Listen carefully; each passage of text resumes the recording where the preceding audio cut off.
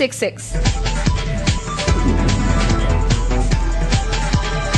Good evening, Philippines and the world. Welcome to the Tuesday edition of the Sunset Drive, giving you real-time news and interviews all the time, only here on DZRJ810am, the voice of the Philippines. Like us on Facebook at facebook.com/DZRJ810am, or follow us on Twitter at twitter.com/DZRJ810am, or simply text us, text RJAM, that's all caps, RJAM space your message, and send it to 2256. Drive with me until 7 tonight. My name is Triccia Dacer. And here's the details of our stories. Here's your latest headline news update on DZRJ 810 AM, the voice of the Philippines. Athletes, coaches, and sports enthusiasts troop at the Office of the Ombudsman to file money laundering and graft charges against former Philippine Gaming and Amusement Corporation Chief Efraim Genuino. Complainant's lawyer Harry Roque says respondents include Mark Joseph, president of the then Philippine Amateur Swimming Association Incorporation, William Ramirez, former chairman of the Philippine Sports Commission, and former PAGCOR officers Rafael Francisco, Philip Law, Danilo Gozo, Manuel Rojas, Esther Hernandez, Valente Custodio, and Edward King.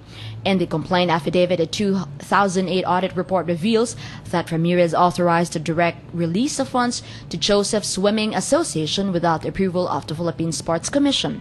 According to Roque, substantial amounts of the funds were laundered and used for maintenance of private facilities in the Trace Aquatic Center and other payments to Trace College.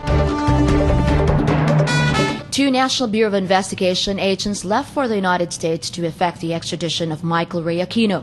They are lawyers Claro de Castro Jr., Chief of the NBI Foreign Liaison Division, and Ninoy Aquino International Airport Division Chief Jesus Manapat.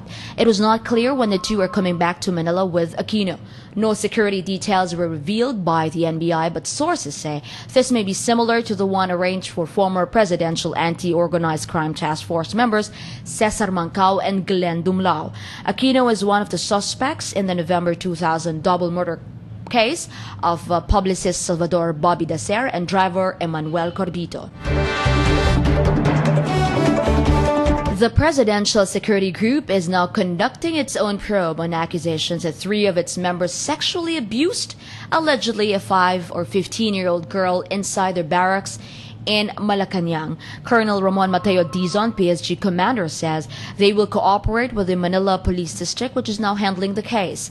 Reports say the victim was arrested for vagrancy and that some barangay officials allegedly let the PSG take custody of the girl. Several reporters covering the transportation beat decry discrimination at the Land Transportation Office after they were not allowed to interview its controversial chief, Virginia Torres. The reporters, mostly from national dailies, were barred by security guards from entering Torres' office, while crew and reporters from TV networks were permitted inside her room. Information officer Bobby Rico Hermoso went out of Torres' office to talk to reporters with Stratcom's letter and furnish them with that letter that threatened Torres to shut down operations for the non-payment of dues for the IT services. It's 10 minutes after 6 in the evening. Controversial Land Transportation Office Chief Virginia Torres claimed that LTO's IT provider Stratcom threatened to shut down operations if her agency fails to pay its dues. In a media conference this morning, Torres revealed that Stratcom President Cesar Kiambal sent a letter informing her about the impending shutdown. In response to the letter, Torres says she issued a memorandum to regional directors to prepare for manual operations. Torres reiterated that the money is still intact but is being held in escrow pending the resolution of the case.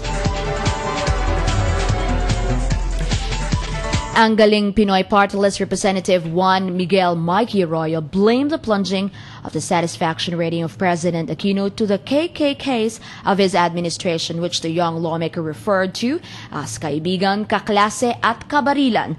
Arroyo said the decrease in Aquino's satisfaction rating was due to the president's inaction to various concerns of the country and his continuing coddling of his KKKs in his administration. San Juan Representative Joseph Victor J. Ejercito, meanwhile, came to President Aquino's rescue and lashed at Arroyo. Ejercito retorted that the current level level of poverty index was aggravated during the time of former President Arroyo.